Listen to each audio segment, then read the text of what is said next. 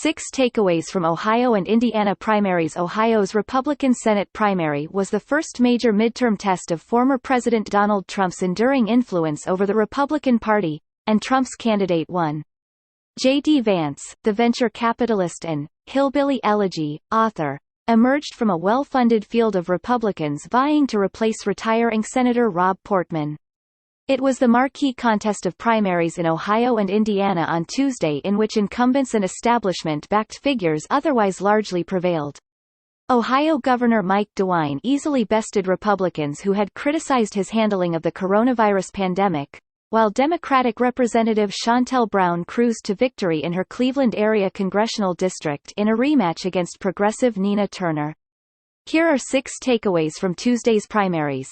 Trump is still the GOP's primary mover. Vance was languishing in the polls and written off by several of his rivals, until Trump stepped into the race. With his mid-April endorsement, the former president delivered Vance what nearly everyone else in the race had coveted and built their campaign around trying to secure.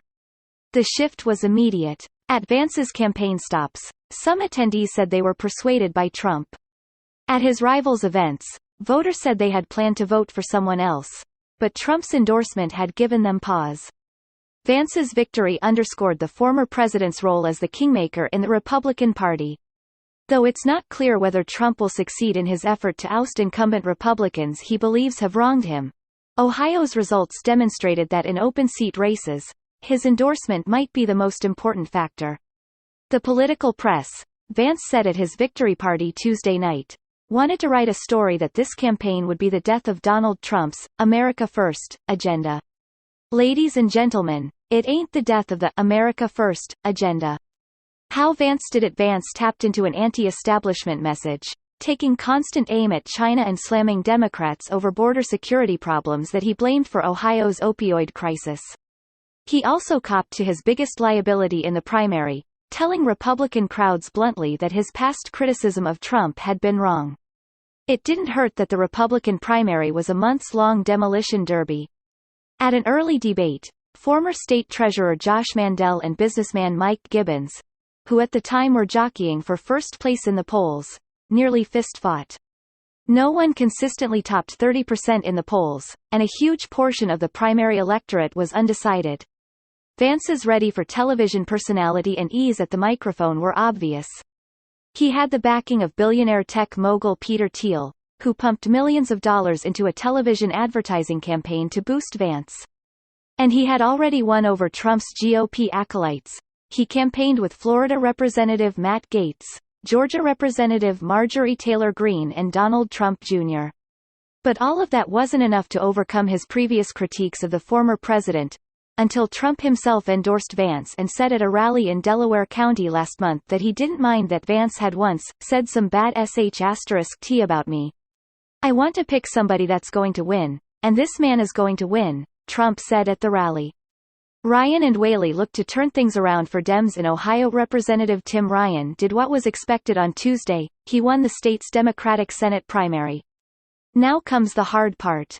The longtime congressman from Youngstown is the Democratic Party's last and best hope in Ohio, but his odds of winning in November are long. The state that has shifted away from the party over the last dozen years. Other than Sen. Sherrod Brown, no Democrat has won a non-judicial statewide office in the Buckeye State since 2008, and former President Donald Trump carried the state twice. And this midterm year, Democrats face both historical and 6 cuộc bầu cử sơ bộ từ Ohio và Indiana. Chính Thượng viện Cộng hòa Ohio là cuộc thử nghiệm giữa kỳ lớn đầu tiên của ảnh hưởng lâu dài của cựu Tổng thống Donald Trump đối với Đảng Cộng hòa và ứng cử viên của Trump đã giành chiến thắng. J.D. Vance, nhà đầu tư mạo hiểm và tác giả hillbilly elegy, nổi lên từ một lĩnh vực tài trợ đầy đủ của những người Cộng hòa đang tranh giành để thay thế Thượng nghị sĩ Rob Portman về hưu. Đó là cuộc thi tuyển cử của bầu cử sơ bộ ở Ohio và Indiana vào thứ Ba, trong đó các nhân vật đương nhiệm và cơ sở ủng hộ khác phần lớn chiếm ưu thế. Ohio Gov Mike DeWine dễ dàng đánh bại những người Cộng hòa đã chỉ trích việc xử lý của ông về đại dịch coronavirus, trong khi đại biểu Dân chủ Shontel Brown đã chiến thắng trong khu vực Cleveland của cô trong một trận tái đấu với tiến bộ Nina Turner.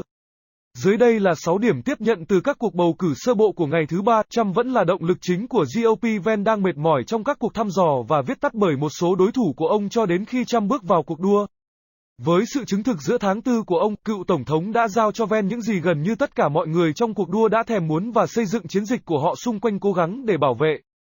Sự thay đổi là ngay lập tức. Tại các điểm dừng chiến dịch của Ven, một số người tham dự cho biết họ đã bị Trump thuyết phục. Tại các sự kiện của đối thủ, cử tri cho biết họ đã lên kế hoạch bỏ phiếu cho người khác nhưng sự tán thành của Trump đã khiến họ tạm dừng.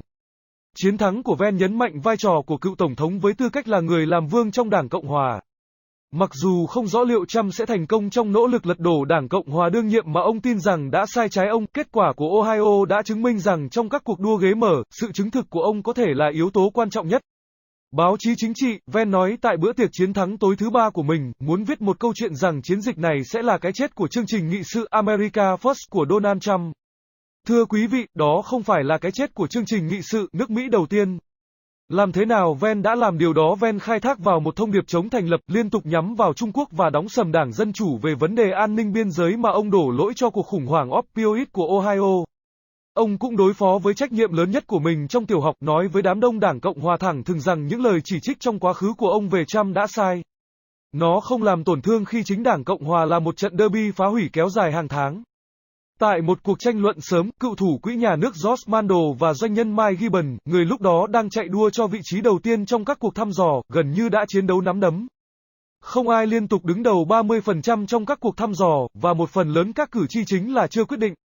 Tính cách sẵn sàng cho truyền hình của Ven và dễ dàng ở micro là hiển nhiên. Ông có sự ủng hộ của ông trùm công nghệ tỷ phú Peter Thiel, người đã bơm hàng triệu đô la vào một chiến dịch quảng cáo truyền hình để thúc đẩy Ven. Và ông đã giành chiến thắng trước các nhân viên GOP của Trump. Ông vận động với đại biểu Florida Matt Gaetz, đại biểu Georgia Marjorie Taylor Greene và Donald Trump Jr. Nhưng tất cả những điều đó không đủ để vượt qua những lời phê bình trước đây của ông về cựu Tổng thống cho đến khi chính Trump tán thành Ven và nói tại một cuộc meeting ở quận Delaware tháng trước rằng ông không quan tâm rằng Ven đã từng nói một số điều xấu về tôi. Tôi muốn chọn một người nào đó sẽ giành chiến thắng, và người đàn ông này sẽ giành chiến thắng, Trump nói tại cuộc biểu tình. Ryan và Welly tìm cách xoay chuyển mọi thứ cho đầm ở Ohio. Đại biểu Tim Ryan đã làm những gì được mong đợi vào thứ ba, ông đã giành được cuộc bầu cử ở Thượng viện Dân Chủ của tiểu bang. Bây giờ đến phần khó khăn. Dân biểu lâu năm từ Youngstown là hy vọng cuối cùng và tốt nhất của Đảng Dân Chủ ở Ohio, nhưng tỷ lệ chiến thắng của ông trong tháng 11 là rất dài.